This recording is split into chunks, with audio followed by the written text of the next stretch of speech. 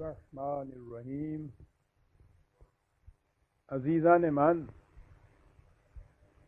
آج کا درس سورہ فاتحہ کے تیسرے لفظ سے شروع ہوتا ہے۔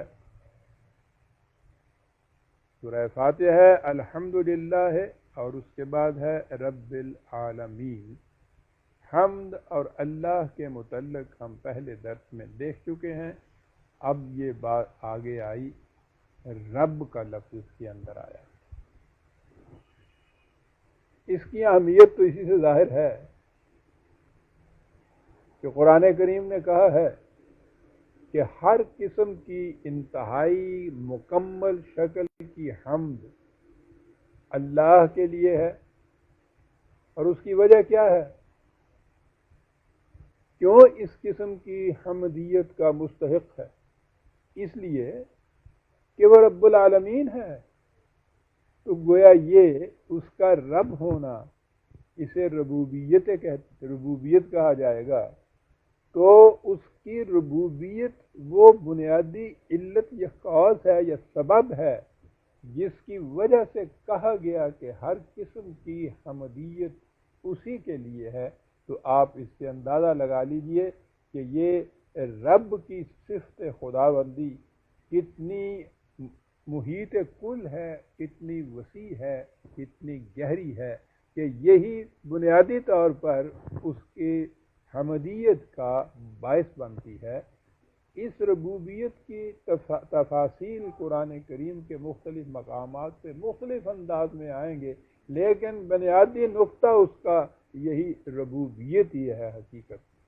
مادے کے اعتبار سے رب، جس کا مادہ ہے رے بے بے، اس کے بنیادی معنی ہیں نشو و نما دینا، یعنی کسی چیز کو نئی نئی تبدیلیوں سے اس لیے اور اس طرح گزارنا کہ وہ بتدریج نشو و نما پاتی ہوئی اپنے نقطۂ آغاز سے تکمیل تک پہنچ جائے۔ یہ طریق نشو و نما ربوبیت کہلاتا ہے، اور اس طرح نشو و نما دینے والے کو رب کہا جاتا ہے۔ اس طریق نشو و نما میں اصلاح، درستگی اور استحکام کے پہلو بھی مضمر ہوتے ہیں۔ پھر چونکہ نشو و نما کا لازمی نتیجہ شگفتگی اور شادابی ہے، اس لیے عربوں کے ہاں الربۃ ان پودوں کو کہتے تھے جن کی سرسبزی اور تازگی سردی اور گرمی ہر موسم میں یکساں رہتی ہے۔ ان تصریحات سے رب کے بنیادی معنی واضح ہو جاتے ہیں، یعنی کسی شے کو اس نقطۂ آغاز سے نشو و نما دیتے ہوئے پایۂ تکمیل پر پہنچنے والا، انتظام کرنے والا، اصلاح کرنے والا، آگے بڑھانے والا، اور اس انداز سے آگے بڑھانے والا کہ اس شے کی سرسبزی اور تازگی موسم کے تغیرات سے بھی متاثر نہ ہو، اور جو کچھ اس نے بننا ہے وہ کچھ بن جائے، بطریق احسن بن جائے۔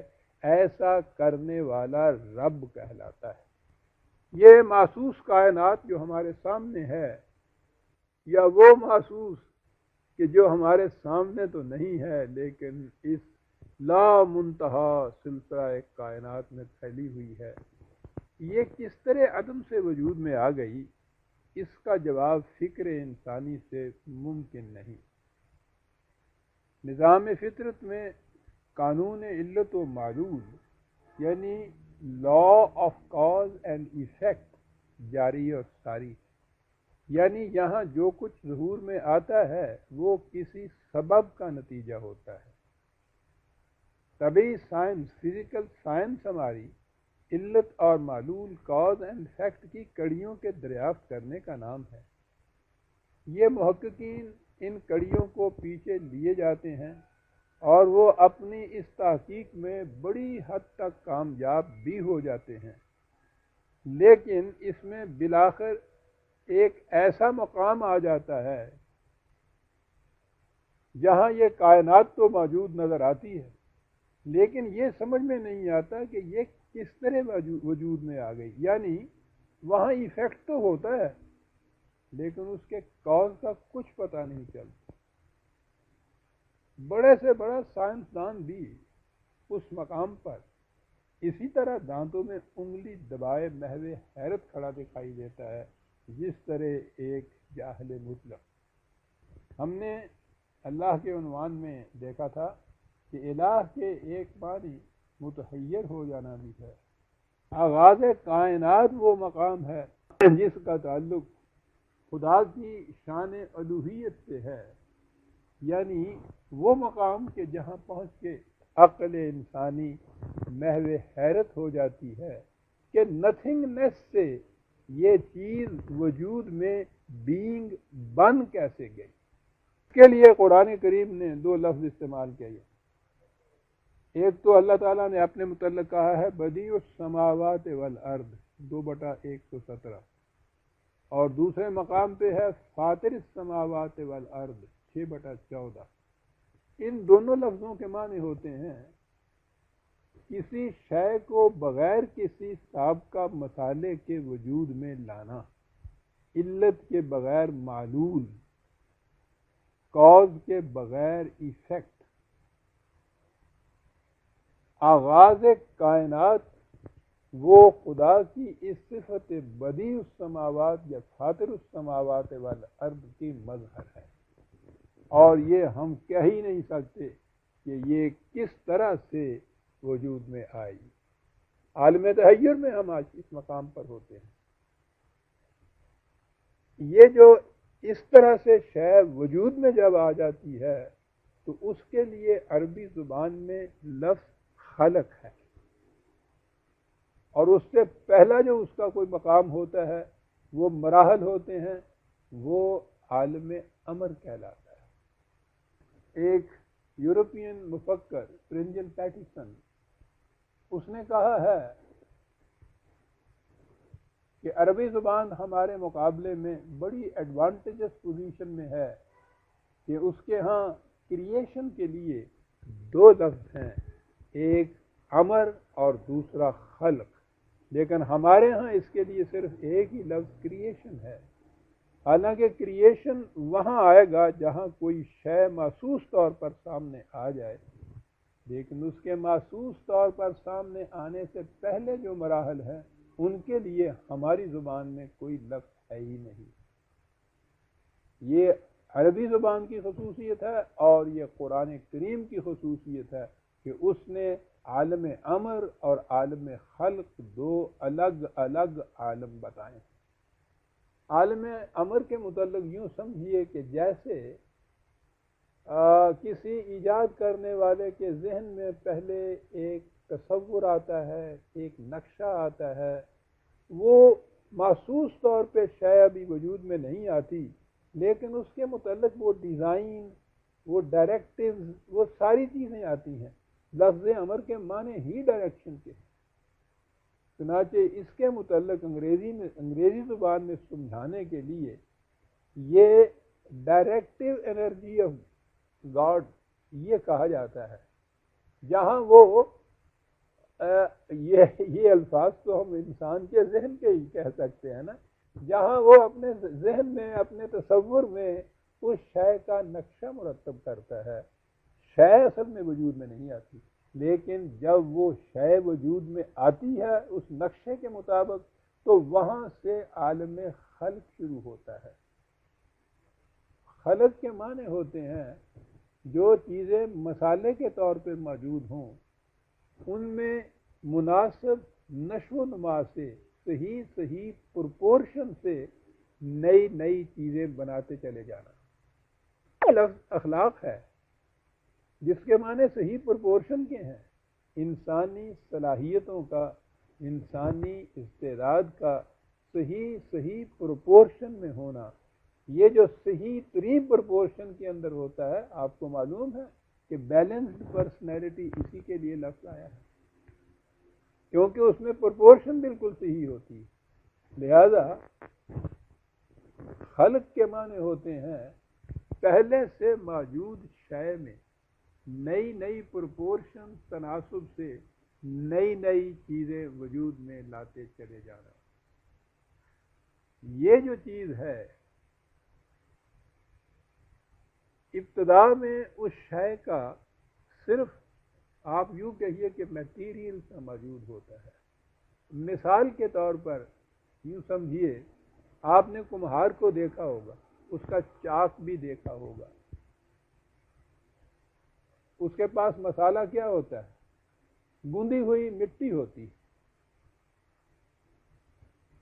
لیکن اس مٹی میں اس مٹی کو اس نے بنانا کیا ہے, کس کالم میں ڈھالنا ہے, کیا چیز تیار کرنی ہوتی ہے, وہ اس کے ذہن میں ہوتی. وہ پھر اس مٹی کو چاک پر رکھتا ہے اور پھر اس میں صحیح تناسب پیدا کر کے کبھی پیالہ بنا دیتا ہے, کبھی سراہی بنا دیتا ہے, کبھی سہنک بنا دیتا ہے. عجیب عجیب چیزیں اس میں سے نکلتی چلی جاتی ہیں, وہی جو مٹی کا تودا سا رکھا ہوا تھا. تو یہ جو چیز ذہن کے اندر اس کے ایک نقشہ تصور ہے کسی چیز کے بنانے کا, اس کے مطابق وہ اس میٹیریل سے یہ نئی نئی چیزیں بنائے چلا جاتا ہے. وہ جیسے کہا جاتا ہے کہ وہ بت یا معبود جس کی پرستش ہندو کرتا ہے, وہ پتھر کی چٹان کے اندر چھپے بیٹھا ہوتا ہے. یہ سنگ تراش کا ذہن ہے جو پہلے نقشہ مرتب کرتا ہے اس شے کا, اور پھر اس پتھر سے حشو و زوائد کو الگ کرتے ہوئے اس میں سے وہ حسین و جمیل ایک ایسی شے تراش دیتا ہے جس کے سامنے اپریشیٹ کرنے والے کا سر نیاز جھک جاتا ہے. وہ جو اقبال نے کہا تھا کہ کبھی ہے حقیقت منتظر نظر آ لباس مجاز میں, کہ ہزاروں سجدے تڑپ رہے ہیں میری جبین نیاز میں. وہ اس شے کو کہ جو ابھی کریٹر کے مائنڈ میں ہوتی ہے, معاف رکھیے گا خدا کے لیے اب یہی لفظ ہم استعمال کر سکتے ہیں, اب کیا کریں, مجبوری ہے ہمارے زبان کی, بلکہ فہم کی, ادراک کی, شعور کی. ہمارا ذہن محدود ہے, فائنائٹ ہے, اور خدا تو انفائنائٹ ہے.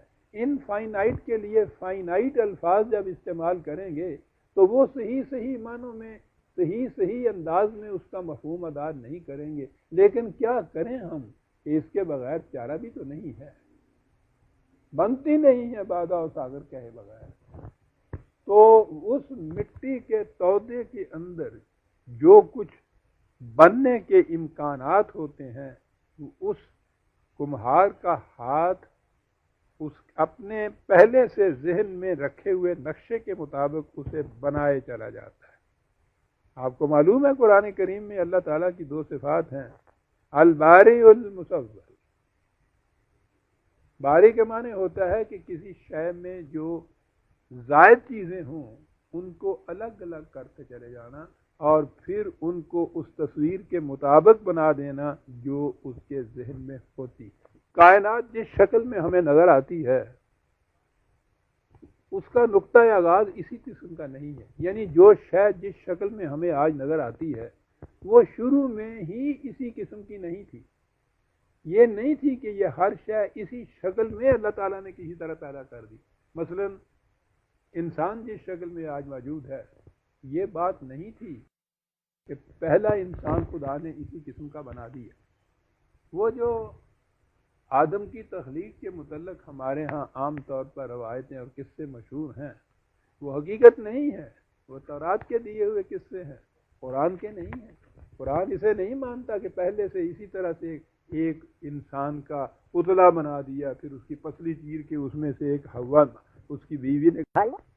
یہ نہیں ہے.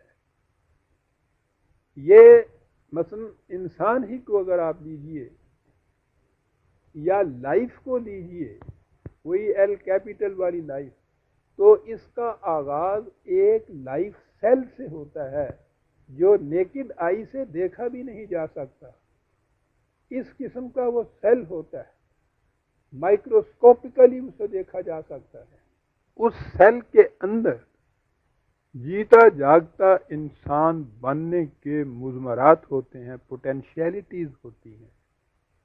اب اس نقطے سے اس زندگی یا لائف کو مختلف مراحل میں سے گزارتے ہوئے، گردشیں دیتے ہوئے اس مقام تک لے آنا کہ وہ جیتا جاگتا انسان بن جائے، یہ ہے جسے خدا کی ربوبیت کا مظہر کہا جائے گا۔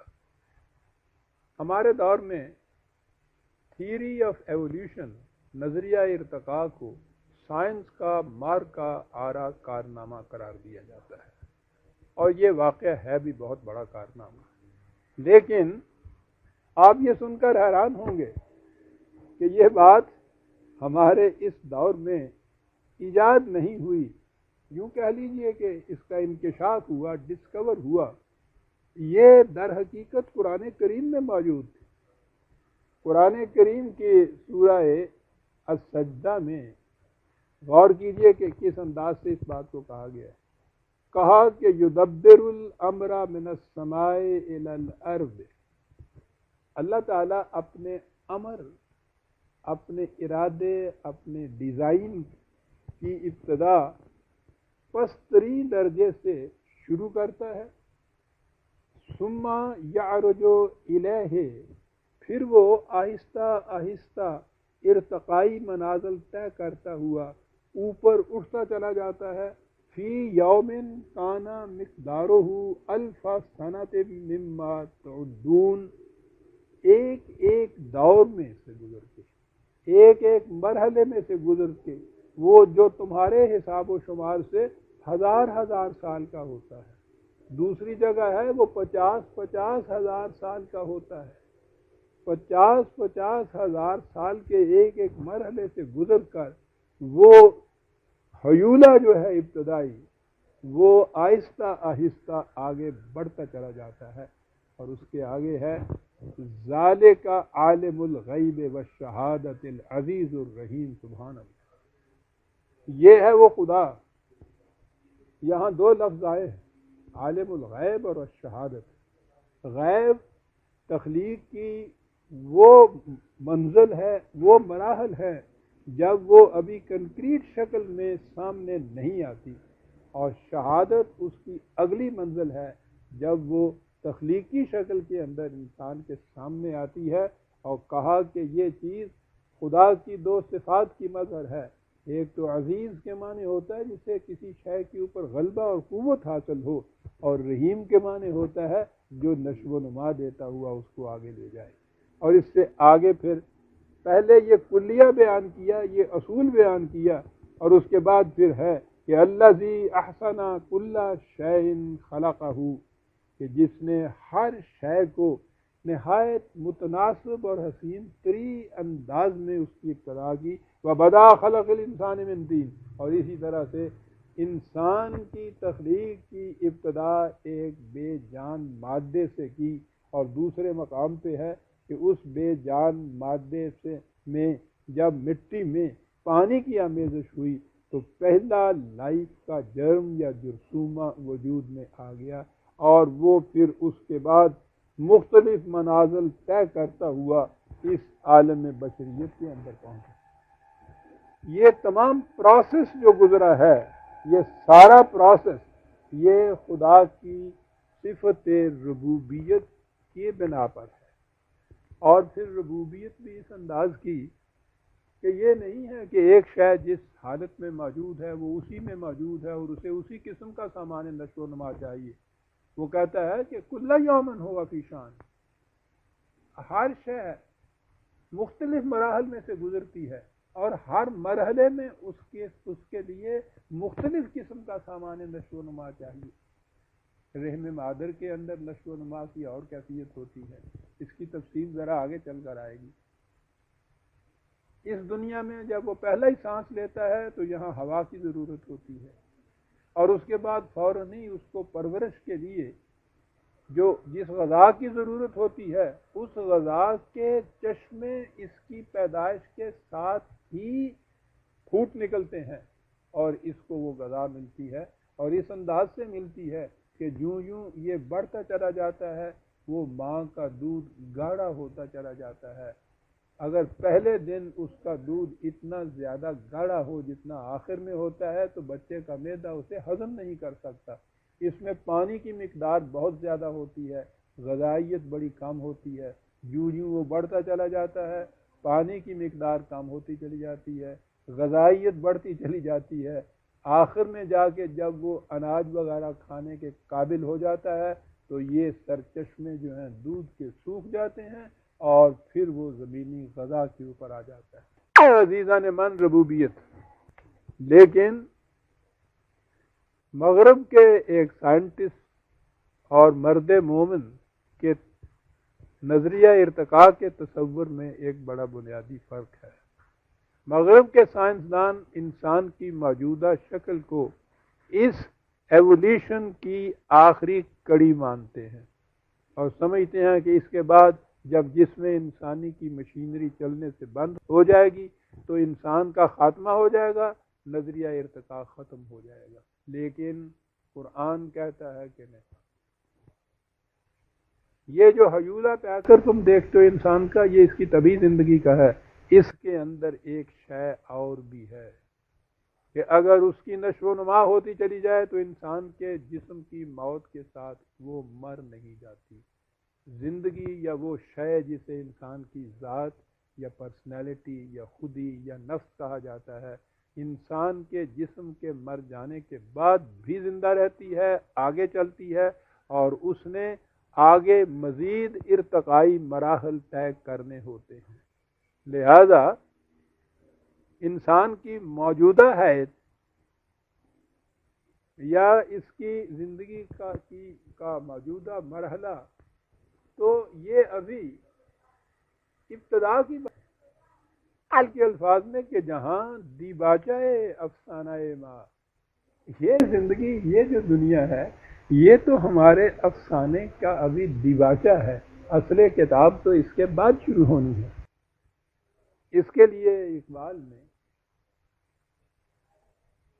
بڑے ہی لطیف پیرائے میں 2 شعروں میں بات کہی ہے، اور واضح رہے کہ اقبال کو اللہ تعالیٰ نے یہ خصوصی نعمت عطا کی تھی کہ وہ قرآن کریم کے حقائق پہ گہری نظر رکھتے تھے، اور اس کے بعد اس کے بیان کرنے کے لیے اتنا حسین انداز انہیں عطا کیا تھا کہ اس کی مثال نہیں ملتی۔ شعریت کے بھی انتہا پہ پہنچتے تھے، اور وہ شعریت محض شاعری نہیں ہوتی تھی بلکہ قرآنی حقائق کو نہایت حسین انداز میں پیش کرنے کا انداز ہوتا تھا۔ ذرا اسی چیز کو لیجئے کہ یہ جو موجودہ انسان کی حیات ہے، یہ اس کی مکمل ترین آخری شکل نہیں ہے، بلکہ خدا کے عالم امر یا اس کے تصور یا اس کے ڈیزائن میں جس قسم کا یہ انسان تھا، یہ ابھی تو اس میں یہ پہلو بدل رہا ہے جسے کہا جاتا ہے۔ ذرا شعر سنیے۔ لیکن مشکل میری یہ ہے کہ شعر تو اس کے فارسی میں ہوتے ہیں زیادہ اشعار، اور فارسی تو ایک طرف، اب تو ہمارا دور ایسا آ گیا ہے کہ اردو زبان کے متعلق بھی کہا جاتا ہے کہ صاحب اس کو ٹرانسلیشن کر کے بتا دیجئے۔ لیکن بہرحال شعر تو اپنی زبان میں شعر ہوتا ہے۔ کہتے ہیں کہ یکے در مانیے آدم نگر، از منچے میں پرسی، ذرا لفظ آدم کے معنوں پر غور کرو، مجھ سے تم کیا پوچھتے ہو۔ آدم کے ایک معنی ہوتے ہیں گندھی ہوئی مٹی، وہی کمہار کے پاس جو چاک کے پاس رکھی ہوئی ہوتی ہے۔ کہا اس اعتبار سے ذرا دیکھو یہ تو ابھی گندھی ہوئی مٹی ہے۔ ہنوز اندر طبیعت می خلد، موضوع شود روزے، ابھی تو یہ خالق کائنات یا انسان کا جو خالق ہے، خدا ہے، رب ہے، یہ ابھی تو اس کے تصور میں، اس کے قلب کے اندر پہلو بدل رہا ہے، ابھی یہ موضوع نہیں ہوا۔ موضوع مصرع، اس میں ایک چیز اور قابل غور ہے۔ شاعر کے ذہن میں ایک خیال آتا ہے، ایک مضمون آتا ہے، وہ مضمون اس کے ذہن میں، اس کے قلب میں، اس کے دل میں، جسے کہتے ہیں پہلو بدل رہا ہوتا ہے، اور جب پہلو بدلنے کے بعد الفاظ کی شکل میں آتا ہے تو اسے مصرع موضوع کہتے ہیں۔ وہ کہتا ہے کہ ہنوز اندر طبیعت میں خلل ہے، یہ موجودہ پیکر انسانی جو ہے یہ تو خالق کائنات کے قلب کے اندر ابھی پہلو بدل رہا ہے، موضوع شود روز ہے۔ کسی ایک دن جب یہ مصرع موضوع بنا تو اس کے بعد عزیزان مان جو کچھ کہا ہے اقبال ہی کہہ سکتا تھا، کہا ہے موضوع شود این پیش پا افتادہ مضمون، اس وقت یہ مضمون تو بڑا پیش پا افتادہ نظر آتا ہے، کچھ اہمیت ہی نہیں نظر آتی۔ جب یہ موضوع ہو گیا ایک دن تو اس کے بعد کیا ہوگا کہ یزدہ را دل از تاثیر او پرخون شود روز ہے، کہ اور تو اور خود اس کے خالق کا دل بھی اس کی تاثیر سے خون ہو کے رہ جائے گا، اس نے تو وہاں پہنچنا ہے صاحب۔ یہ ہے عزیزان من ربوبیت، یہاں تک پہنچانا ہے اس نے انسان کو، اولین جرثومہ حیات سے لائف سیل سے لے کر پیکر بشریت تک، تبھی ارتقاء انسان کے مرحلے میں آ کے اس میں ایک نئی چیز جسے ذات انسانی کہتے ہیں اس کا اضافہ، اس کے جسم کے ختم ہو جانے پر انسانی ذات کی ارتقائی منزلیں طے کرتے ہوا آگے بڑھتے چلے جانا۔ آگے وہ کہاں بڑھتے چلے جانا ہم اس شعور کی موجودہ سطح پر سے سمجھ بھی نہیں سکتے، اس لیے قرآن نے اس کی زیادہ تفصیل نہیں دی ہے کہ یہ بات وہاں جا کے سمجھ میں آئے گی۔ لیکن ایک مسلمان کے لیے، ایک مومن کے لیے اس بات پر ایمان نہایت ضروری ہے کہ اس موت کے ساتھ انسان کا خاتمہ نہیں ہو جاتا، انسان کی زندگی آگے بھی چلتی ہے اور اس نے اگلے مراحل بھی طے کرنے ہیں۔ عزیزان مان، لفظ رب کے اس مفہوم کو سامنے رکھیے اور پھر سوچئے کہ کیا اس کا ترجمہ دنیا کی کسی زبان میں بھی ہو سکتا ہے؟ انگریزی کا کوئی سے آپ ترجمہ اٹھا لیجئے، اس کے لیے لفظ لارڈ استعمال ہوا ہے۔ آپ سوچئے کہ کیا لارڈ کا لفظ رب کے مفہوم کو ادا کر دیتا ہے؟ مفہوم ادا کرنا تو ایک طرف، معاف فرمائیے، وہ تو اس سے کچھ اور الٹ جاتا ہے۔ رب تو وہ ہے جو اولی نقطہ حیات سے حیات زندگی کو نشو و نما دیتا ہوا اوپر لیے چلے جاتا ہے، اور لارڈ کے اندر تو بات ہی کچھ تسلط کی، تغلب کی، اس چیز کی آ جاتی ہے۔ اصل یہ ہے کہ ہمارے ہاں یہ تمام اصطلاحات جو انگریزی ترجمے میں استعمال ہوتی ہیں یہ ببلیکل ہیں، بائبل کے الفاظ ہیں، کرسچینٹی کے تصورات ہیں، انہی تصورات کی روح سے ہمارے ہاں ان الفاظ کا انگریزی میں ترجمہ کیا جاتا ہے، خواہ وہ مغرب کے ترجمہ کرنے والے ہوں یا ہمارے ہاں کے کرنے والے، کیونکہ زبان تو ان کے ہاں بھی وہی ہوتی ہے جو مغرب میں استعمال ہوتی ہے۔ اس لیے جب اس زبان میں ترجمہ کیا جائے گا تو کرسچینٹی کے تصورات تو آ جائیں گے، اللہ کے لیے گاڈ کہا جائے گا تو وہ بات نہیں، فادر کہتے ہیں وہ آپ دیکھیے کہاں بات چلی گئی، رب کے لیے وہ لارڈ کہتے ہیں، خدا کے لیے لارڈ کا تصور یہاں نہیں آئے گا، رب کے تو بات ہی اور ہو جائے گی عزیزان مان۔ اسی طرح سے ہم آگے چل کے دیکھیں گے کہ یہ قرآن کریم کے جتنے تصورات، یہ کانسیپٹس ہیں، جب بھی ان کو انگریزی زبان کے اندر آپ منتقل کریں گے تو وہ پھول کی پتی کو مسل کے رکھ دیں گے۔ اس لیے یہ لارڈ نہیں ہے بلکہ یہ تو رب ہے، ربوبیت کی شان کو لیے ہوئے، اور ساری کائنات جو ہے اس کی شان ربوبیت کی مظہر ہے۔ اسی لیے میں جو نظام ہے اسلام کا، میں نے اس کے لیے نظام ربوبیت کی اصطلاح اپنے ہاں استعمال کی ہے، اور وہ یہی چیز ہے حقیقت میں، جیسے آگے چل کے ہم دیکھیں گے کہ خدا کے وہ جو میں نے کہا تھا کہ اللہ کے اندر اس کا اقتدار تسلیم کرنا ہے، وہ اقتدار اس لیے ہے، وہ اشیاء کے اوپر اس نے اس لیے اپنا اقتدار رکھا ہوا ہے کہ وہ کائنات کی ہر شے کی نشو و نما کرتا ہوا چلا جائے، وسائل زندگی پر اس کا اتنا کنٹرول ہونا چاہیے کہ وہ اپنے پروگرام کے مطابق ان اشیاء کی نشو و نما کرتا چلا جائے. ان اشیاء کی نشو و نما الحمدللہ ہے رب العالمین، اور اس کے بعد یہ لفظ آیا عالمین. عالمین کے کیا معنی ہیں؟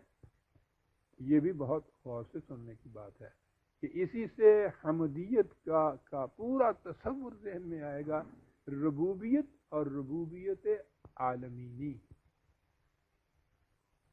عالمین اس کا مادہ عین لام میم ہے، جس کے معنی ہیں جاننا پہچاننا. چنانچہ عالم لام کے زیر کے ساتھ صاحب علم کو کہتے ہیں، یعنی کسی بات کا جاننے والا، پہچاننے والا. لیکن یہ تو عربی زبان ہے، لام کے اوپر جب زبر آ جائے اور عالم کہا جائے تو اس کے معنی ہوتے ہیں وہ چیز جس کے ذریعے کسی کی پہچان ہو سکے، یعنی کسی شے کی علامت یا نشانی. جیسے علم جھنڈے کو کہتے ہیں کیونکہ وہ فوج کی نشانی ہوتا ہے، علامت ہوتا ہے.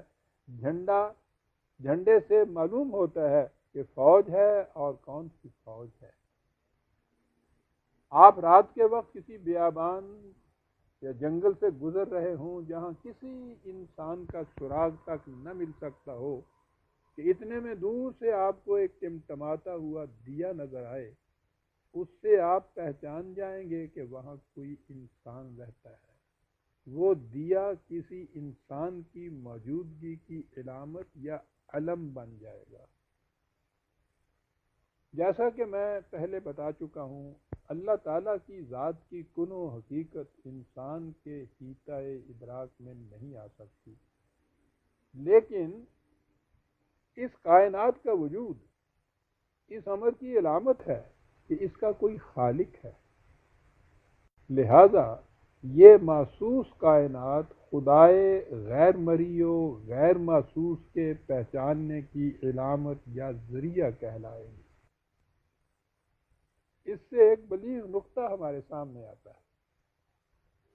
قرآن مجید نے کائنات کو عالم کہا ہے. اس کے معنی یہ ہوئے کہ کائنات کا وجود مقصود بالذات نہیں، بلکہ یہ فقط ذریعہ ہے کسی کے پہچاننے کا، خود انسان کے مقام کے پہچاننے کا، اور اس سے آگے بڑھ کر اس امر کے جاننے پہچاننے کا کہ اس کائنات کا کوئی خالق ہے جس کی عظیم القدر سکیم کے تابع یہ سارا نظام سرگرم عمل ہے. لہذا یہ محسوس کائنات مقصود بالذات نہیں، بلکہ کسی بلند و بالا مقصد کے حصول کا ذریعہ قرار پاتی ہے.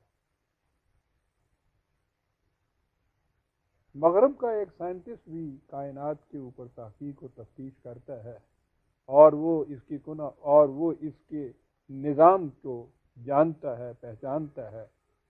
اس کے نزدیک وہ عالم ہے اس کائنات کا، لیکن وہ کائنات کو مقصود بالذات سمجھتا ہے، اس سے آگے نہیں.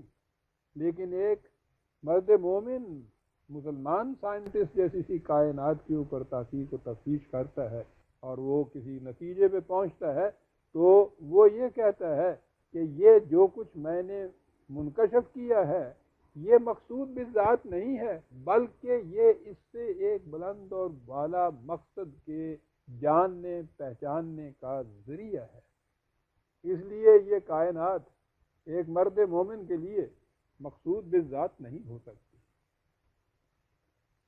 علامہ اقبال نے بڑے خوبصورت انداز میں یہ بات کہی ہے کہ مقام پرورش آہو نالہ ہے یہ چمن، نہ سیر گل کے لیے ہے نہ آشیاں کے لیے.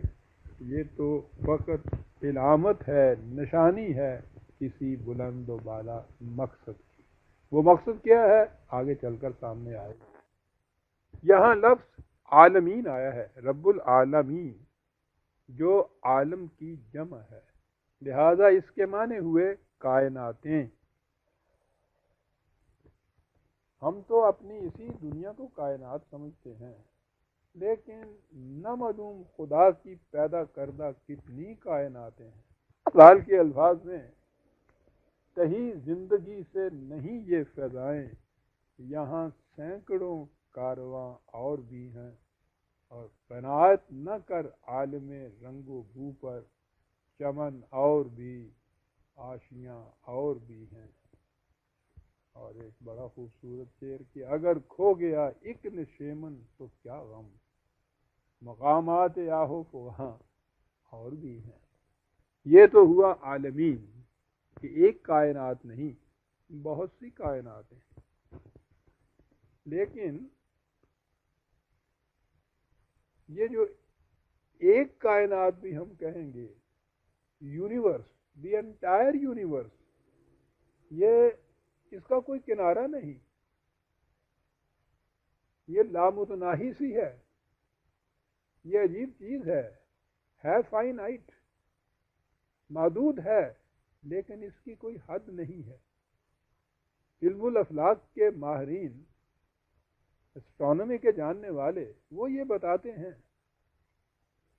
کہ یہ اس کا کنارہ اور حد کوئی نہیں ہے، لیکن اس کے باوجود ان کے ہاں ایک ٹرم ہے، دی ایکسپینڈنگ یونیورس، حد کوئی نہیں لیکن ایکسپینڈ ہوتی جاتی ہے۔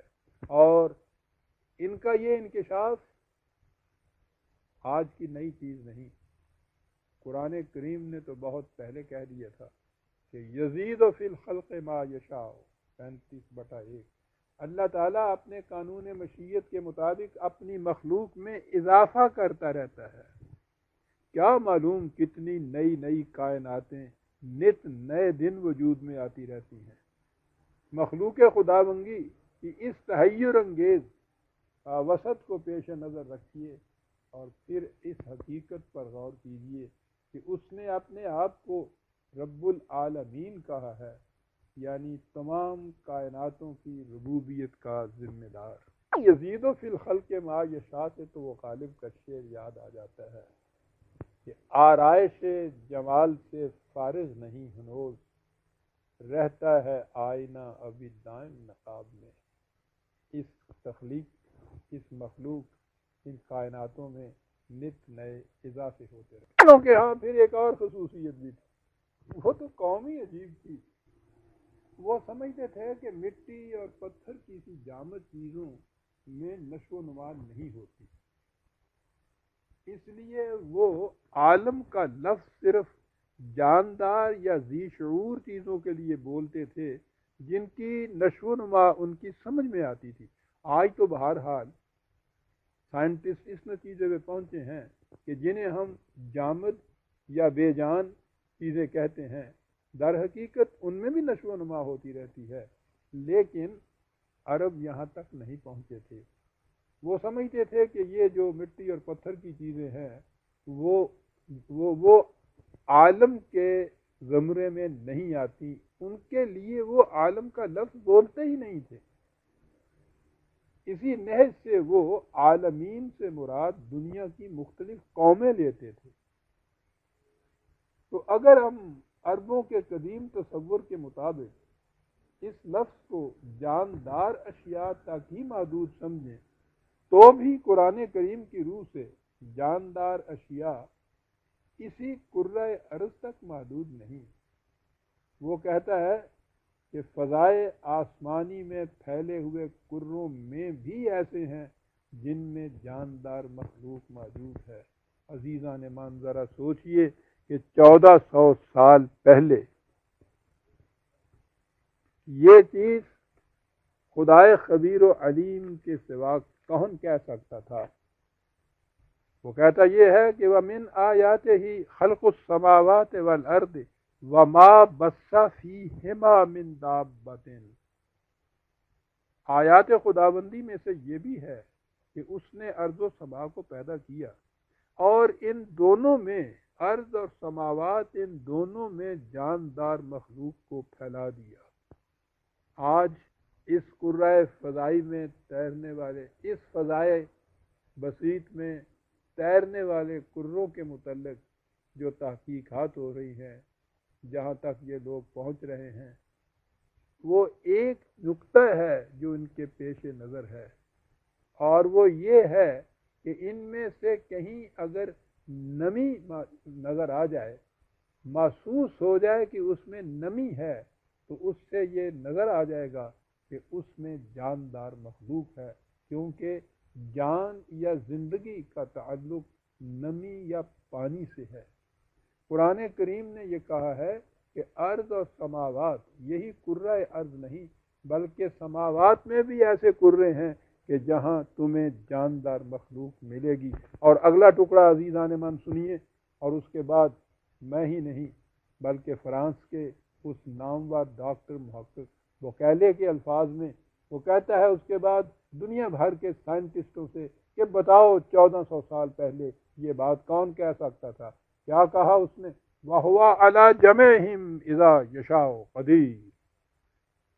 جاندار مخلوق تمہارے کرۂ ارض پہ نہیں ہے، اس اجرام سماوی میں سے بھی ایسے ہیں کہ جن میں ہے، اور خدا اس بات پر قادر ہے کہ جب اس کے قانون مشیت کا تقاضا ہو تو وہ تم میں اور ان کو آپس میں جمع کر دے، ربط قائم کر دے۔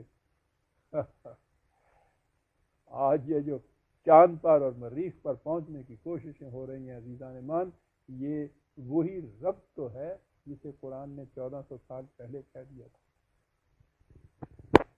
لیکن اگر ہم لفظ عالمین کے مفہوم کو سمٹا کر اس دنیا کے انسانوں تک محدود کر دیں تو اس کا مفہوم عالمگیر انسانیت یا جملہ اقوام عالم ہو جائے گا۔ قرآن کریم میں اس لفظ کو ان معانی میں بھی استعمال کیا گیا ہے۔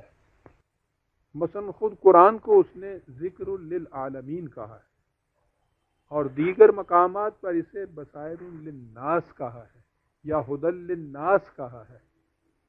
اسی طرح اس نے حضور نبی اکرم صلی اللہ علیہ وسلم کو رحمت للعالمین قرار دیا ہے، اور دیگر مقامات میں حضور کی بعثت کافۃ للناس کے لیے ہوئی ہے۔ اس اعتبار سے رب العالمین کے معنی ہوں گے تمام نوع انسان کی نشو و نما کا ذمہ دار۔ میں عام طور پر اس کے لیے عالمگیر نظام ربوبیت کی اصطلاح استعمال کیا کرتا ہوں، چنانچہ قرآنی معیشت پر میری کتاب کا نام ہی نظام ربوبیت ہے۔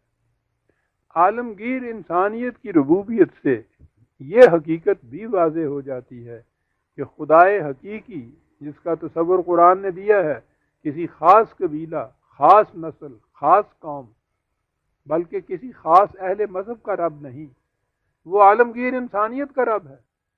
اور اسی سے یہ حقیقت بھی واضح ہو جائے گی کہ جب خدا پر ایمان رکھنے والی امت مسلمہ یا جماعت مومنین کے ہاتھوں وہ نظام متشکل ہوگا جس کی روح سے خدا کی صفت رب العالمینی محسوس طور پر سامنے آئے گی، تو اس کا عملی نتیجہ کیا ہوگا؟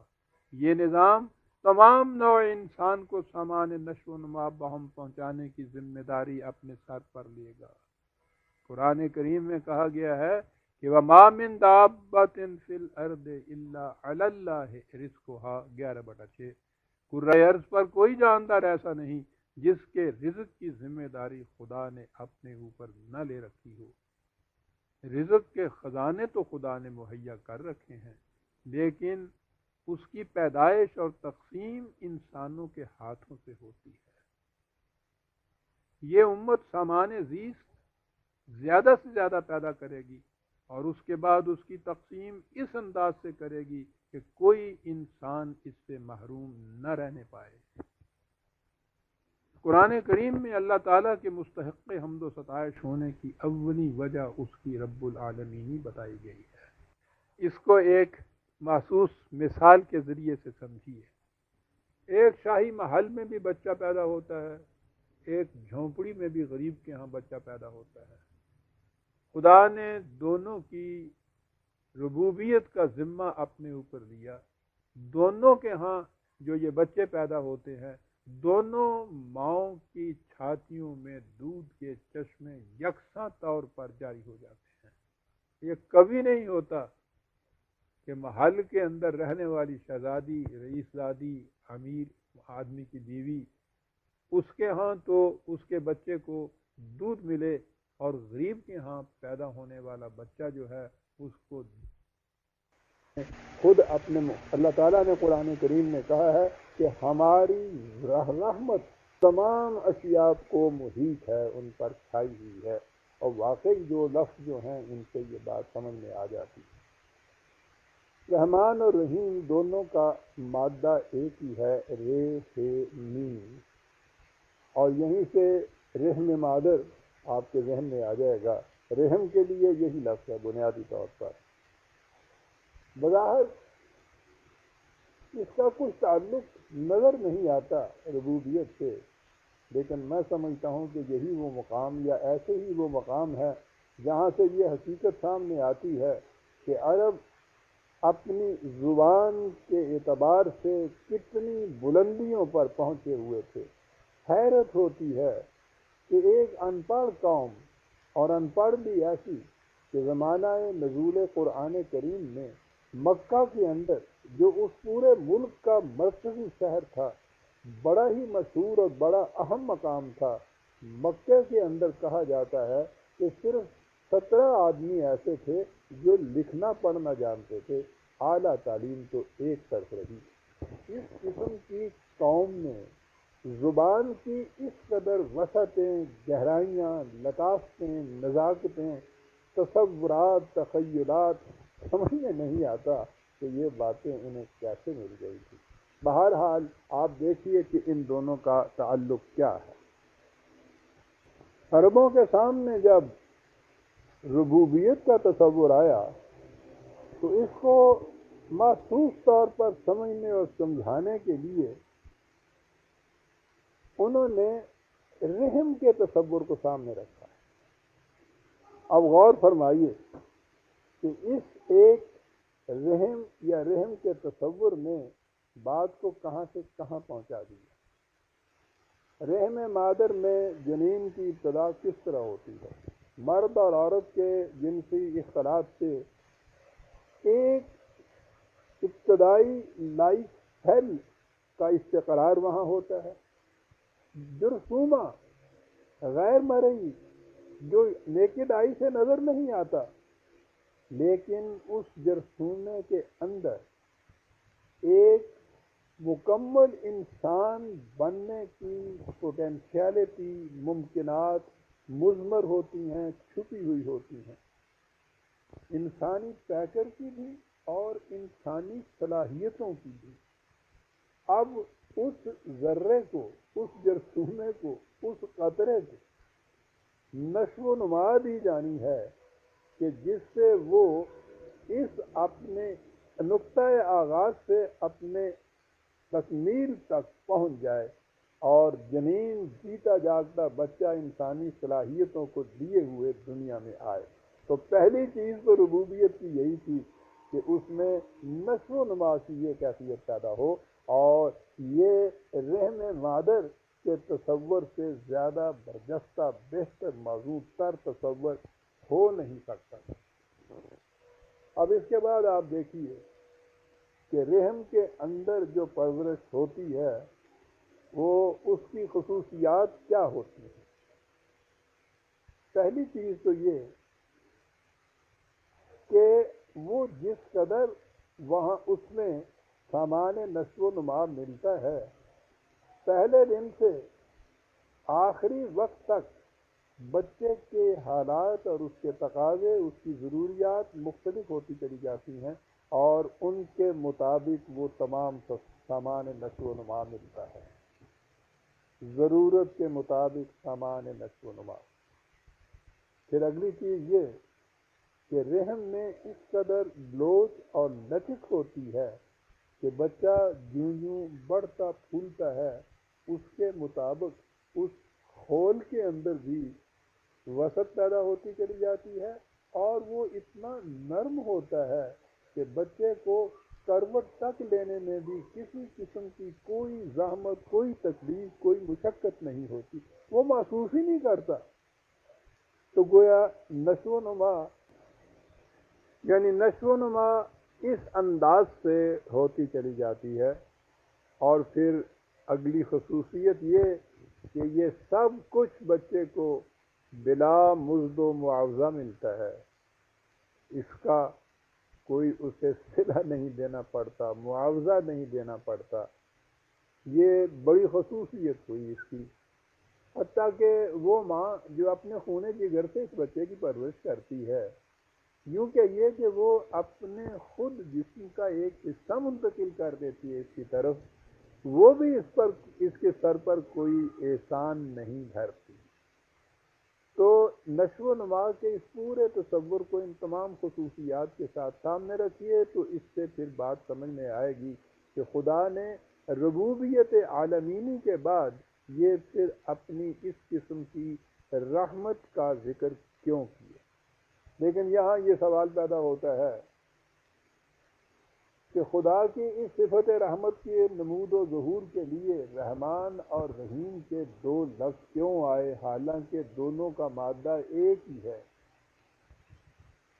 جیسا کہ میں نے بسم اللہ الرحمن الرحیم کے ذکر میں کہا تھا کہ اس کا عام طور پہ ترجمہ کیا جاتا ہے رحم کرنے والا، بہت مہربان، بہت رحم کرنے والا، بہت مہربان. اور انگریزی زبان میں اگر آپ دیکھیں تو ترجمے اس کے ہوتے ہیں مرسیفل اینڈ بینیفیشنٹ. تو آپ سوچئے کہ ان معانی سے کوئی خاص خصوصیت، کوئی تصور، کو مفہوم ذہن میں آتا ہے آپ کے؟ مہربان، بہت مہربان، مرسیفل، بینیفیشنٹ. تو یہ بات کیا ہوئی؟ یہ کیوں دو لفظ لایا ہے قرآن اس کے لیے؟ اور ایک بات تو مجھے کچھ افسوس کے ساتھ کہنی پڑتی ہے، ہمارے اس دور کے مفسرین جو ہیں وہ اس سے بھی کچھ آگے چلے گئے، اور ان میں مجھے سید ابوالعلا مودودی مرحوم کا نام لینا پڑ گیا. جب میں یہ ٹیپ ریکارڈ کر رہا ہوں تو انہیں وفات پائے چند ہی دن گزرے ہیں. تو معاذ اللہ میرا مقصد ان کی ذات کے خلاف کچھ کہنا نہیں ہے، لیکن ان کی قرآن کریم کی تفسیر تو ان کی وفات کے بعد بھی موجود ہے اور رہے گی. اس لیے میں ان کی تفسیر سے ہی ایک بات کہنا چاہتا ہوں. وہ کہتے ہیں کہ جب کسی بات میں زور پیدا کرنا ہو تو یوں ہی ایک لفظ کا اضافہ کر دیتے ہیں. مثلا درازی قد کے ذکر میں جب لمبا کہنے سے تسلی نہیں ہوتی تو اس کے بعد تڑنگا بھی کہتے ہیں. تو گویا معاذ اللہ، اللہ تعالیٰ نے یہ جو رحمان و رحیم کے دو لفظ استعمال کیے ہیں تو وہ اس لیے کہ ایک لفظ کہنے سے جب تسلی نہیں ہوئی تو اس کے ساتھ یوں ہی ایک دوسرا لفظ کہہ دیا، جیسے لمبا تڑنگا. اور یہ تو آپ جانتے ہیں کہ اس قسم کے الفاظ جو ہوتے ہیں، یہ تڑنگا اور ننگا دھڑنگا اور روٹی موٹی، یہ تو محمل کہلاتے ہیں یہ الفاظ. میں زور پیدا کرنے کے لیے ایک محمل لفظ ساتھ لگا دیا گیا. معاذ اللہ، مین سزت خدا راہ. اب آپ دیکھیے کہ یہ دو لفظ کیوں آئے ہیں، اور یہ بڑی ہی اہم بات ہے، اور میں سمجھتا ہوں اس کو کہ اسے تو مغرب کے سائنٹسٹ ہی اپریشیٹ کر سکیں گے. جیسا کہ میں نے پہلے بھی عرض کیا ہے کہ عربی زبان کے ایک تو روٹ کے اندر کچھ معانی ہوتے ہیں، اور ایک اس کے ہاں مختلف ابواب ہوتے ہیں، اور ہر باب میں وہی جب مادہ، وہی روٹ آتا ہے، مادہ آتا ہے، اس کی ایک خصوصیت ہوتی ہے. رحیم کا لفظ فعیل کے وزن پر ہے، جس کی خصوصیت یہ ہے کہ اس صفت کا ظہور التزاماً بتدریج مسلسل ہوتا چلا جاتا ہے. یعنی جب ہم خدا کو رحیم کہیں گے تو اس کے معنی ہے کہ اس کی صفت رحمت کی نمود اور اس کا ظہور مسلسل التزاماً ایک تدریج کے ساتھ ہوتا چلا جاتا ہے. اس کے برعکس رحمان کا وزن فعلان ہے، اور اس باب کی خصوصیت یہ ہے کہ اس میں وہی صفت شدت کے ساتھ ہنگامی طور کے اوپر برجستہ اچانک نمودار ہوتی ہے. تو گویا رحیم التزاماً بتدریج، اور رحمان جو ہے وہی صفت رحمت جو ہے وہ برجستہ ہنگامی طور پر شدت کے ساتھ اچانک نمودار ہوتی ہے. ان دونوں مفاہیم میں یہ فرق بڑے گہرے غور و فکر کا محتاج ہے۔ جیسا کہ میں نے پہلے بھی بتایا ہے، مغرب کے سائنس کے محققین اس نتیجہ پر پہنچے ہیں کہ اشیاء کائنات میں نشو و نما ارتقائی طریق سے ہو رہی ہے، یعنی وہ اپنے نقطۂ آغاز سے بتدریج نشو و نما پاتے ہوئے آگے بڑھتی چلی آتی ہیں تاں کہ وہ منزل تکمیل تک پہنچ جاتی ہیں۔ یہ ارتقائی مراحل کڑی در کڑی مسلسل تدریجاً التزاماً طے ہوتے چلے جاتے ہیں، ان کڑیوں میں کوئی خلا یا گیپ نہیں ہوتا۔ تو یہ جو ہے سلسلہ، اس کو فعیل کے وزن پر رحیمن کا جو لفظ ہے وہ اس مفہوم کو ادا کرتا ہے۔ لیکن انہی سائنٹسٹ کا کی ایک تحقیق اب یہ بھی ہے کہ بعض اوقات ایسا بھی ہوتا ہے کہ وہ شے ایک ہی جسم میں مختلف کڑیاں پھاند کر ایک نئی شکل اختیار کر دیتی ہے۔ اسے ان کی اصطلاح میں ایمرجنٹ ایوولوشن کہتے ہیں۔ اس کا ترجمہ ہمارے ہاں فضائی ارتقاء کا اصطلاح ہوتا ہے، لیکن ایمرجنٹ ایوولوشن سے آپ بات سمجھ جائیں گے۔ یہ کس طرح ہوتا ہے، اس کے متعلق یہ سائنسدان کچھ نہیں بتا سکتے۔ چنانچہ اس نظریے کا یوں کہیے کہ امام لائٹ مارگن، اس نے اپنی کتاب ایمرجنٹ ایوولوشن میں لکھا ہے کہ اگر یہ پوچھا جائے کہ جس چیز کو تم ایمرجنٹ کہتے ہو وہ بالآخر ہے کیا، تو اس کا مختصر جواب یہ ہے کہ یہ ایک نئی قسم کا رابطہ ہوتا ہے۔ اور اگر یہ پوچھا جائے کہ یہ روابط کس اعتبار سے نئے ہوتے ہیں، تو اس کا جواب اتنا ہی ہے کہ ان کی خصوصیات کے ظہور پذیر ہونے سے پہلے ان کے متعلق کچھ نہیں کہا جا سکتا۔ اسی لیے ہم اسے ایمرجنٹ ایوولوشن سے تعبیر کرتے ہیں۔ اسی باب میں وائسکاؤنٹ سیموئل نے کہا ہے کہ علت و معلوم کی زنجیر میں بعض اوقات ایسے مستثنیات ایکسیپشنز آتے ہیں جنہیں صرف دست قدرت ہی ظہور میں لا سکتا ہے۔ اس کی کتاب ہے بلیف اینڈ ایکشن، اس میں اس نے یہ چیز کہی ہے۔ ضمناً یہ نظریہ عصر حاضر کا اکتشاف ہی نہیں، ہمارے متقدمین حکماء کے ہاں بھی اس کا ذکر ملتا ہے۔ مثلا ابن مسکوہ ہمارے ہاں کا ایک سائنٹسٹ گزرا ہے اپنے دور کا، اس نے اپنی تصنیف الفوز الاصغر میں اس پر تفصیلی بحث کی ہے۔ ان متقدمین کے ہاں بھی ایمرجنٹ کی روح سے پیدا ہونے والے خلا یا جست کو طفرہ کہا جاتا تھا۔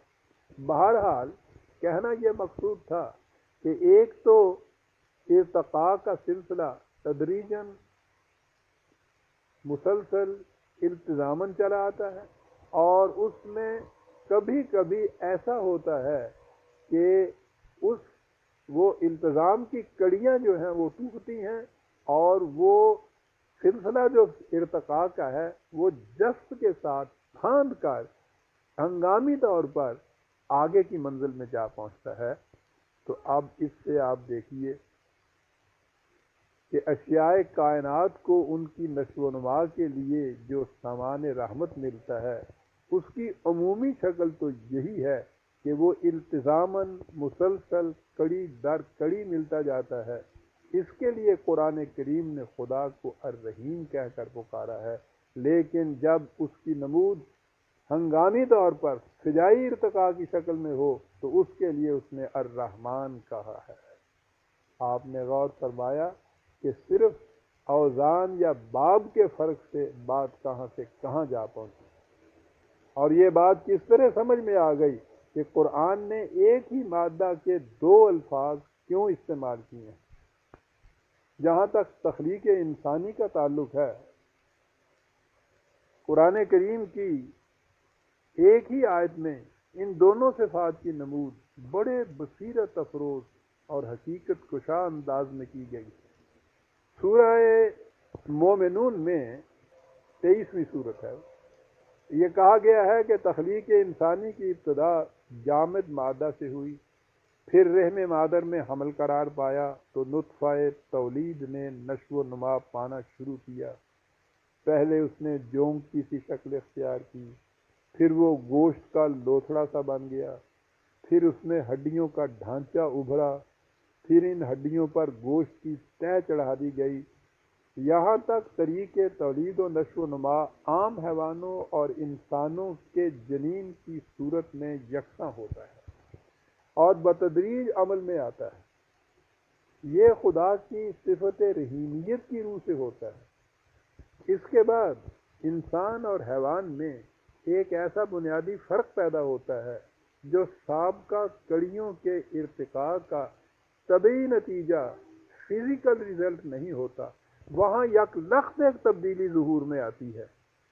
اس کے متعلق قرآن نے کہا ہے کہ ثم انشأناہ خلقا آخر 23/12-14۔ پھر خدا نے اسے ایک نئی قسم کی مخلوق بنا دیا۔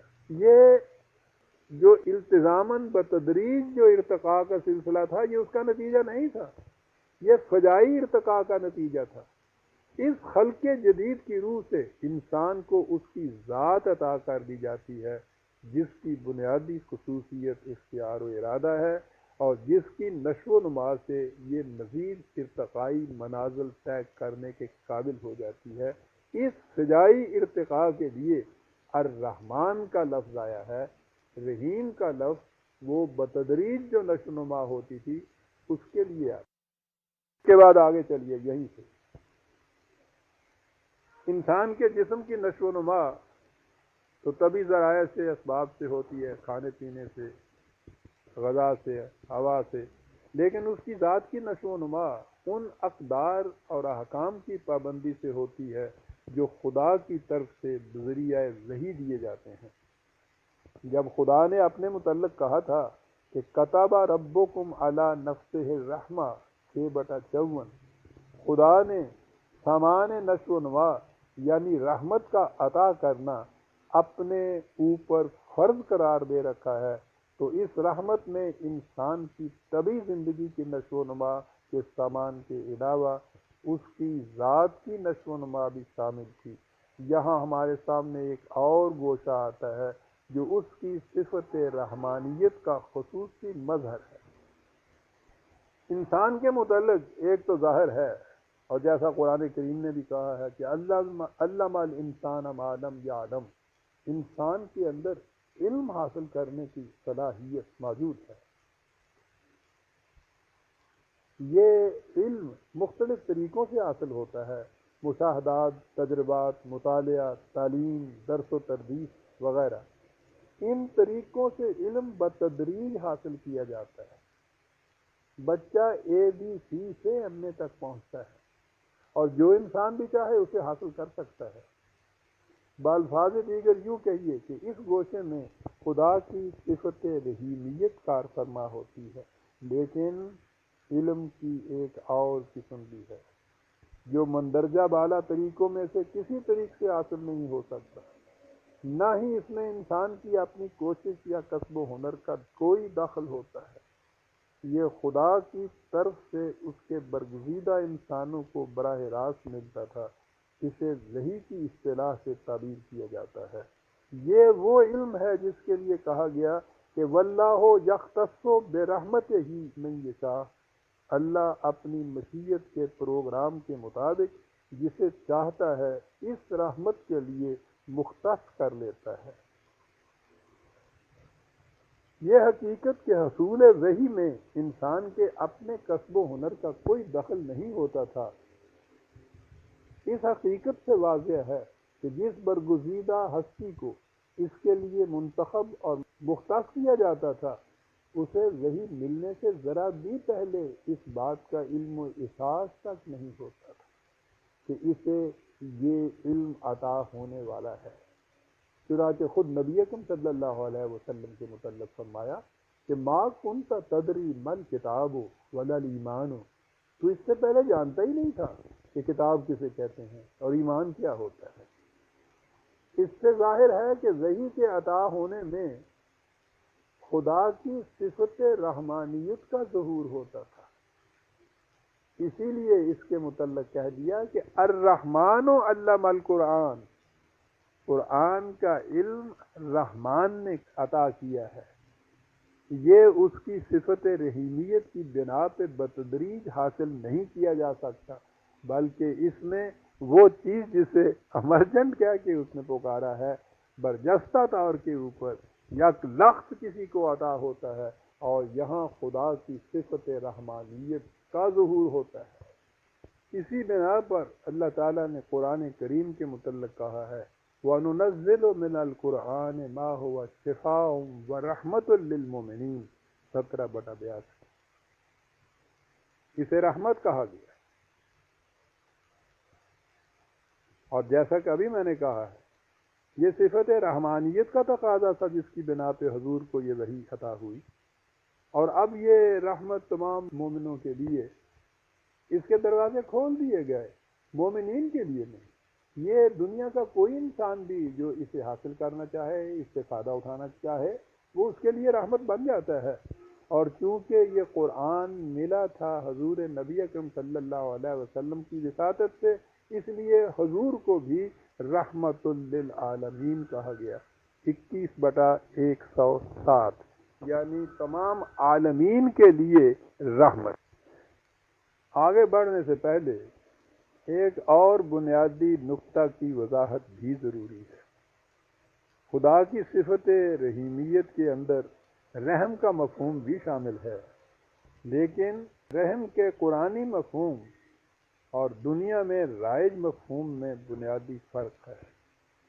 اس مروجہ مفہوم کو عیسائیت نے عام کیا، اور اسی سے وہ غلط فہمیاں پیدا ہوئیں جن کا شکار خود مسلمان بھی ہو گئے۔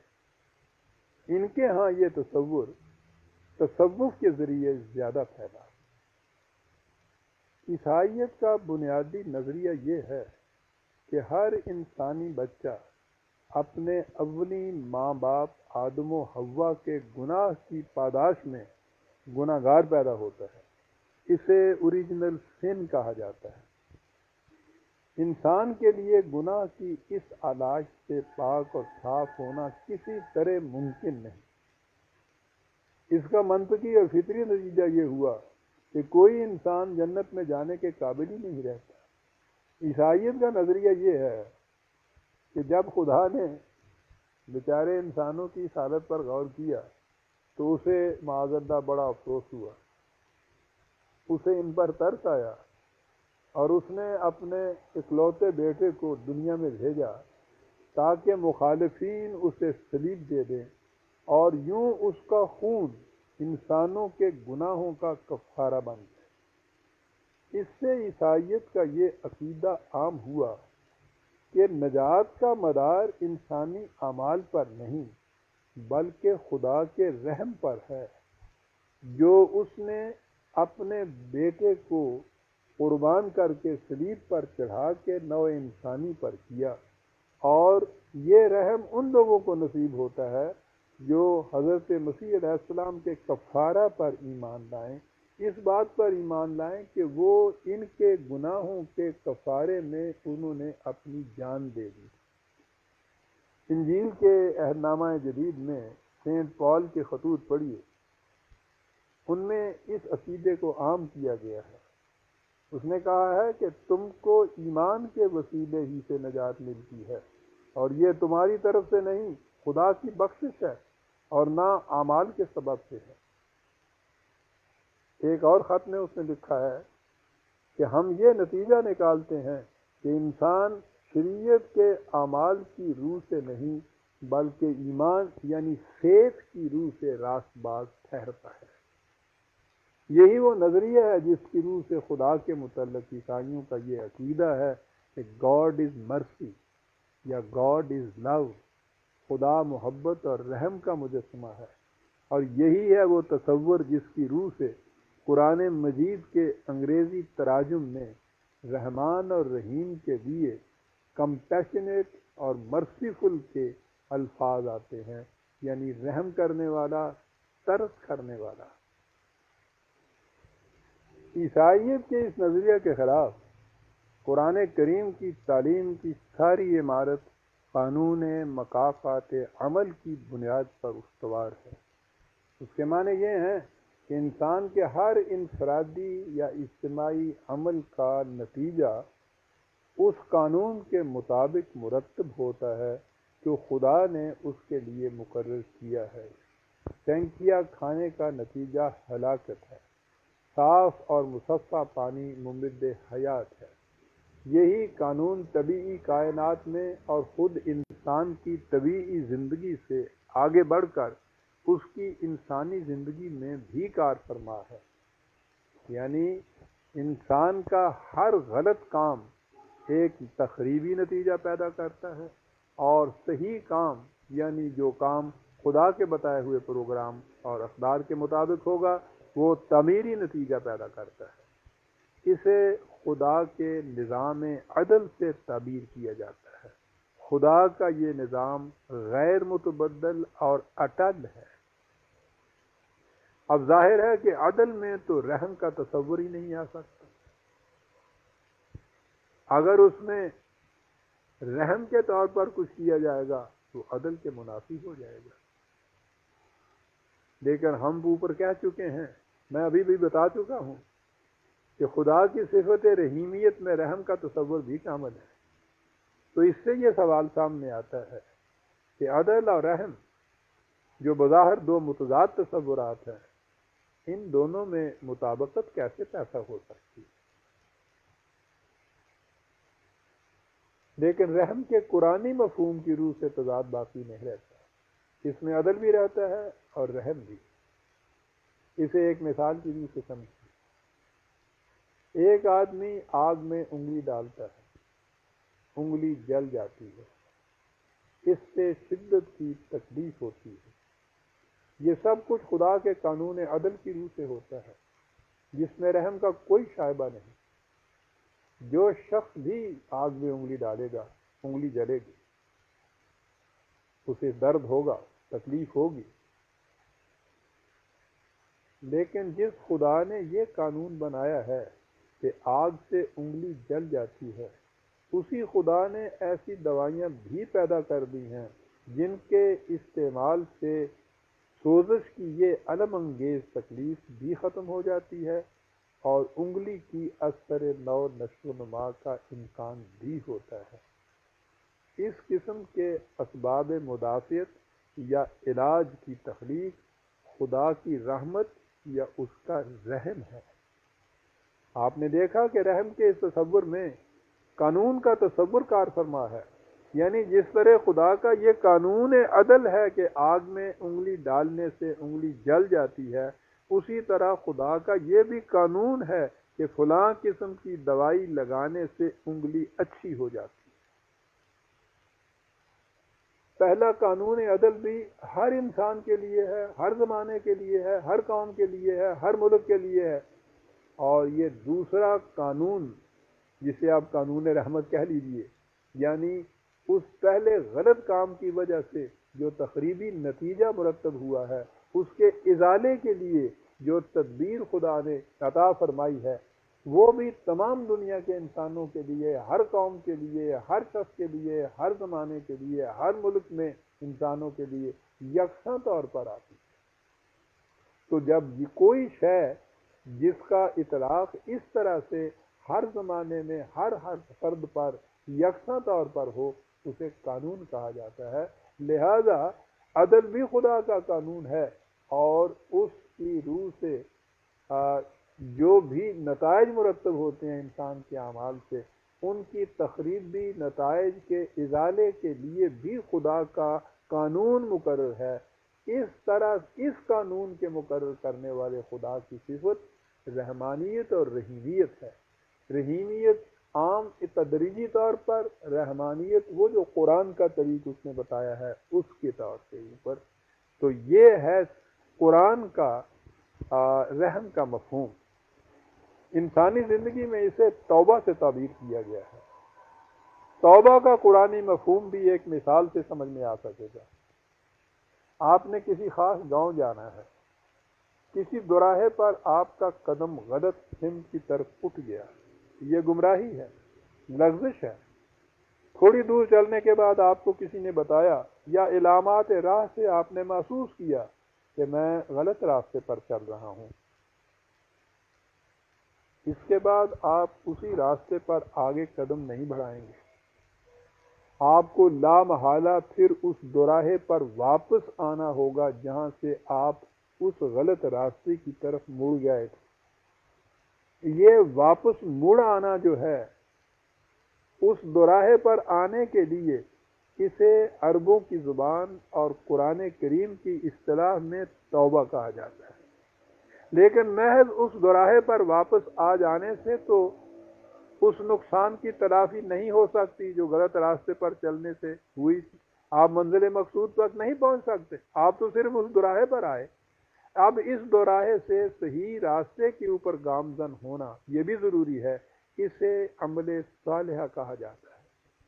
اس طرح انسانی لغزش سے پیدا ہونے والے نقصان کی تلافی ہو جاتی ہے۔ انسانی زندگی میں اس طرح کی تلافی مافات اور باز آفرینی کے لیے خدا کے قوانین مقرر ہیں۔ ضابطۂ حیات میں اس قسم کے قوانین کا رکھ دینا قرآنی اصطلاح میں خدا کا رحم کہلاتا ہے۔ خدا انہی معنوں میں رحیم ہے۔ ان امور کی تفصیل میں آگے چل کر بیان کروں گا جہاں توبہ سے متعلق آیات کی تشریح کی جائے گی۔ یہودیوں کے ہاں توبہ کا تصور ہی نہیں، ان کے ہاں جو لغزش ہو گئی وہ ناقابل تلافی۔ اسی طرح عیسائیت میں بھی اعمال کے ذریعے گناہ کی آلائش کو الگ کر دینے کا امکان نہیں، وہ صرف مسیح کے کفارے پر ایمان لانے سے ہو سکتا ہے۔ ہندو دھرم کی روح سے انسان اپنے سابقہ جنم کے کرموں یعنی اعمال کے نتیجے میں جس جون میں آ گیا، چوہا، کتا، سور، شودر وغیرہ، موجودہ جنم میں اس کا بدل لینا ناممکن ہے۔ یعنی ان اہل مذاہب کے ہاں قرآنی مفہوم کے مطابق خدا کی رحمت یا باز آفرینی کے امکان سے انکار کیا جاتا ہے، اسے قرآن کفر سے تعبیر کہتا ہے۔ اسی لیے وہ کہتا ہے کہ اِنَّهُ لَا يَأْسُ مِن رَوْحِ اللَّهِ إِلَّا الْقَوْمُ الْكَافِرِينَ۔ صلی اللہ علیہ وسلم کو مخاطب کر کے کہتا ہے کہ قُلْ يَا عِبَادِيَ الَّذِينَ اسْرَفُوا عَلَىٰ أَنفُسِهِمْ، اے رسول میرے ان بندوں کو جو اپنے آپ پر زیادتی کر بیٹھے ہوں، زندگی کے دوراہے سے غلط راستے کی طرف مڑ گئے ہوں، کہہ دو کہ لا تقنطوا من رحمت، وہ خدا کے قانون رحمت سے نا امید نہ ہوں۔ اس کے نظام عدل میں غلطیوں کے نقصانات کے ازالے کا امکان بھی موجود ہے۔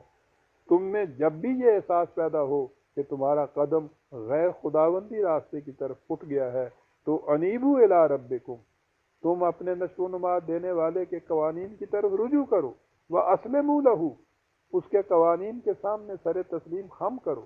اس سے تم اپنی لغزش سے پیدا ہونے والے نقصانات سے بچ جاؤ گے، لیکن یہ اسی صورت میں ممکن ہے کہ تم اس سے پہلے کہ اس لغزش کے تخریبی نتائج تمہارے سامنے آئیں قوانین خداوندی کی طرف رجوع کر لو۔ اگر اس میں تاخیر کر دی تو پھر ان کا ازالہ ممکن نہیں ہوگا۔ یہ جو طریق ہے کہ اس طرح سے غلط کاموں کے تخریبی نتائج کا ازالہ ہو سکتا ہے، اسے قرآن نے 4 الفاظ میں سمیٹ کر رکھ دیا جب کہا کہ ان الحسنات یذہبن السیئات۔ غلط اقدامات کے تخریبی نتائج کے ازالہ کی صورت یہ ہے کہ تم زیادہ سے زیادہ تعمیری کام سر انجام دو، برائیوں کے نتائج کو بھلائیوں سے دور کرو۔ یہ ہے خدا کے رحم کے بروئے کار آنے کی صورت۔ غلط کوششوں سے اگر بیمار ہو گئے ہو تو خدا نے علاج کے لیے دوائیاں بھی پیدا کر دی ہیں، وہ علاج کرو، اس علاج سے بیماری رفع ہو جائے گی، اور اس کے بعد پھر مزید تعمیری کام کرو جس سے تمہاری وہ توانائی، وہ صحت جو اس سے پہلے غلط طریقہ کار کی وجہ سے زائل ہو گئی تھی، لوٹ کر آ جائے۔ یہ ہے عزیزان من قرآن کریم کا تصور عدل اور تصور رحمت۔ لیکن جیسا کہ میں نے پہلے کہا ہے، ہمارے ہاں بھی عیسائیت کے اثر سے رحم کا وہی تصور آیا جو ان لوگوں کے ہاں تھا۔ یہاں بھی یہ کہا جانے لگا کہ عدل سے کچھ نہیں بنتا، اعمال سے کچھ نہیں ہوتا، سب کچھ خدا کے فضل پہ منحصر ہے، سب اس کی بخشش کے تفعیل ملتا ہے، انسان جو جی میں آئے کر لے، کچھ نہیں بن سکتا۔ اس قسم کے پھر آپ کے ہاں وہ قوالوں کے ہاں آپ نے یہ سنے ہوں گی اس قسم کی چیزیں کہ اوتھے کی پرواہ ہے راقب اوتھے بے پرواہیاں پھڑ لے عملہ والیاں نو چھڑ دے اوگن ہار نو۔ یہ اندازہ لگائیے خدا کے نظام عدل اور اس کا وہ تصور جو قرآن کا رحم کا تھا اس کو کس قدر غلط معنی پہنائے گئے ہیں۔ یہاں اجازت دیجئے کہ میں تصوف کی یہ کہانی آپ کو سناؤں۔ آپ کو شاید یاد ہے کہ میں نے تو اپنی آدھی عمر انہی وادیوں میں گزرتے ہوئے گزاری ہے۔ یہ سب چیزیں ہمیں پڑھائی جاتی تھی۔ کہا یہ جاتا تھا کہ ایک بزرگ تھے، وہ اللہ کے مقرب بننا چاہتے تھے۔ انہوں نے 12 برس تک ایک جنگل میں ایک پتھر کے اوپر بیٹھ کر خدا کی عبادت کی۔ 12 سال کے بعد آواز آئی کہ تمہاری عبادت قبول ہو گئی ہے، مانگ کیا مانگتا ہے۔ اس کی سمجھ میں نہ آئے کہ میں کیا مانگتا ہے۔ 12 برس کی محنت، خدا کہتا ہے جو مانگو کہ ملے گا۔ ایک بزرگ صورت سامنے تشریف لائے، انہوں نے کہا کہ تو کس کشمکش میں گرفتار ہے؟ ہم نے باتیں سن لی ہیں جو تم سے ہوئی، کشمکش کاہے کی؟ بات آسان ہے، تم نے 12 سال تک خدا کی عبادت کی، اس سے کہو کہ میں عدل مانگتا ہوں۔ اس نے کہا کہ بات ٹھیک ہے، اس کا معاوضہ تو بہت بڑا ہوگا۔ اس نے کہا کہ میں عدل مانگتا ہوں۔ اللہ کی طرف سے آواز آئی کہ بہت اچھا، ہم عدل دیتے ہیں تجھے۔ تم 12 برس تک اس پتھر کے اوپر بیٹھے رہے ہو، اب 12 برس یہ پتھر تمہارے سر پر بیٹھے گا۔ یہ ہے عدل۔ اسے سن کر آپ ہنسیے نہیں عزیزان من، آپ دیکھیے کہ عدل کی کیسی ڈیفینیشن پورے طور پر اس پر فٹ بیٹھتی ہے۔ ٹھیک ہے نا؟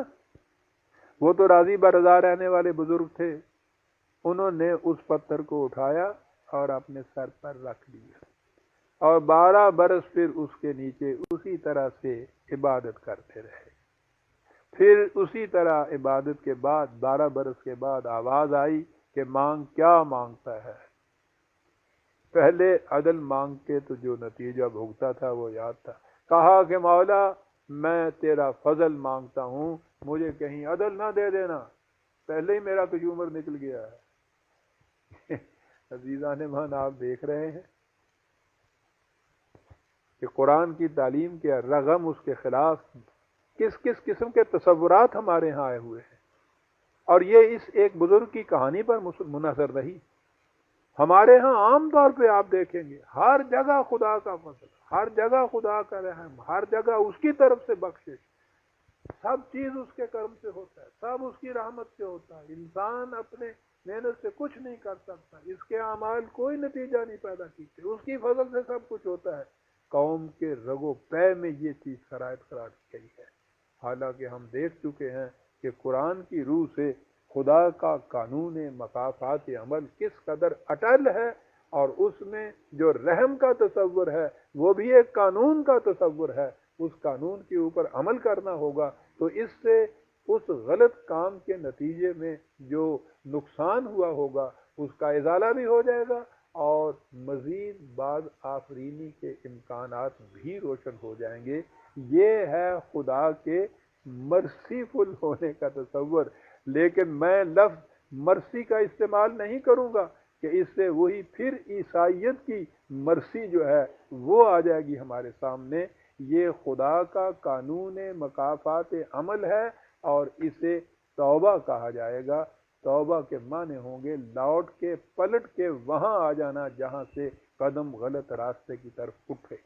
مان پہلے تو آپ بسم اللہ الرحمن الرحیم میں جو 2 لفظ کے آئے ہیں ان کے متعلق دہرا لیجئے جو میں نے کہا تھا کہ بے کے معنی ہوتا ہے اس غرض اور مقصد کے لیے۔